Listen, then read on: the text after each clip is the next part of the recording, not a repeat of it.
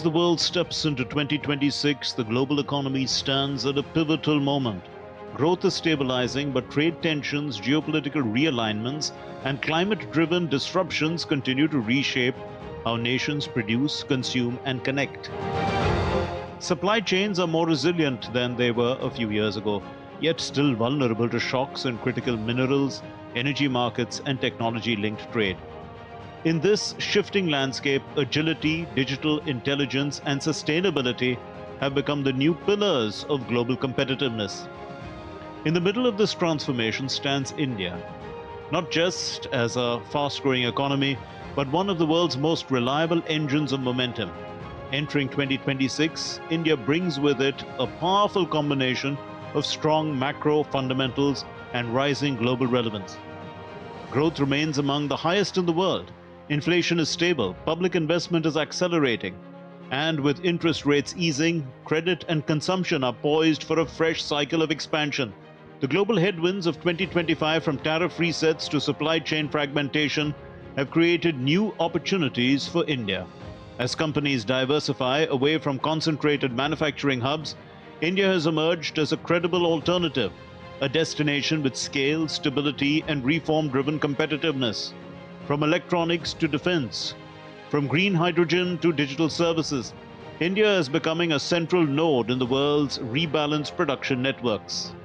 One thing that India has done very uniquely is somehow brought together a virtuous cycle from the policies, the programs, the technology stack, and the Indian market. Right? It's the private sector participating fully, right? Whether it's in payments, whether it's in healthcare, whether it's in insurance. It's tremendous to see that virtuous cycle. It's not about any one thing. In fact, Bill loves the India stack, and he always asks me, can I take the India stack and put it somewhere else? And I say, you can't take the India stack by itself. You've got to take the entire thing. And so, to some degree, that is magic. At the same time, India's fiscal discipline sets it apart from many emerging markets facing debt stress. Strong tax collections and prudent budgeting give the country room to continue investing in infrastructure, manufacturing, and social development. And as the world accelerates its shift towards clean energy, India is positioned not just to participate, but to lead in solar, green hydrogen, and next-generation mobility. The rise of artificial intelligence adds another layer of opportunity. With one of the world's deepest talent pools and a digital public infrastructure unmatched in scale, India is ready to capture the productivity gains of the AI era. From logistics to finance, from retail to public services, AI-enabled transformation will be a defining force in India's 2026 growth story.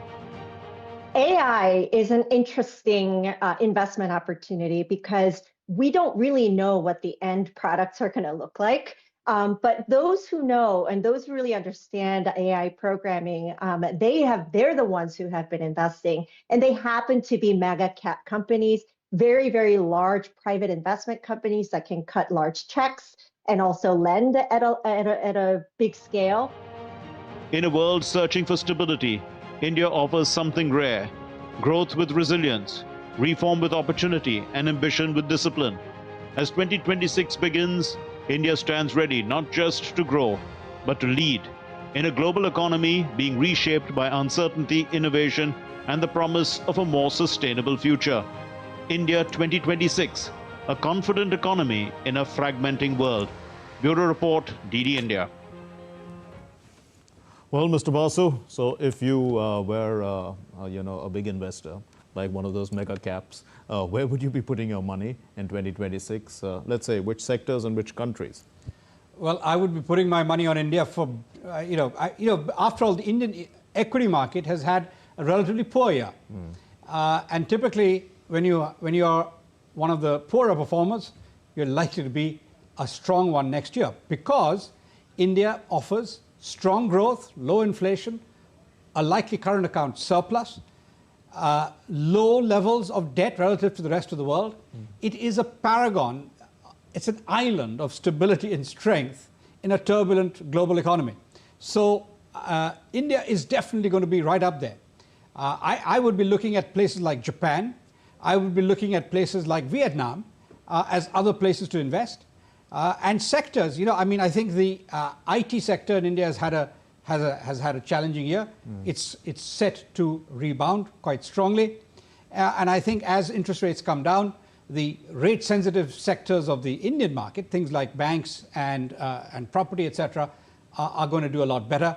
And in terms of technology, India is, as the report rightly points out, India is playing now at the cutting edge of things like green hydrogen, and that is going to be an important factor as we go forward. The renewable sector, in terms of energy, is going to be a winner, and India is, of course, competing with China in almost every area, right, but is beginning to win. And if you look at EVs, right, Tata and Mahindra are right there at the cutting edge, and the overall automobile sector in India, I think, is another one worth looking at.